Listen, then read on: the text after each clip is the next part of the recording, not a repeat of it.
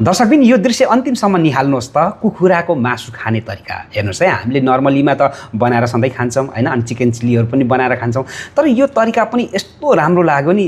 हेर्नुहोस् त, ओहो, खोला त्यस्तै जङ्गलमा गएर यति मजाले यो कुखुराको मासुलाई तयार बनाउनु भएको छ। हेर्नु त, सागसब्जी काटेर उमालेर ट्याक्कै, अनि खुर्सानी पनि काटेर पोलेर हैन, यसरी फेरि खुर्सानीको दाना सबै फ्याँकेर यस्तो राम्रो जस्तो कुखुरालाई बनाइएको छ त्यसरी नै मार मसलाहरू कुटेर लाएर यसरी खुर्सानी राख्ने अनि सागसब्जी राख्ने, मसलाहरू फेरि कुटेर ठ्याक्कै तयार बनाएर हेर्नु है।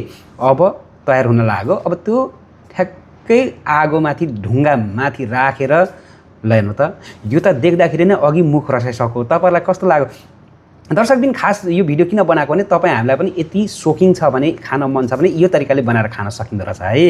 वाउ, ओहो।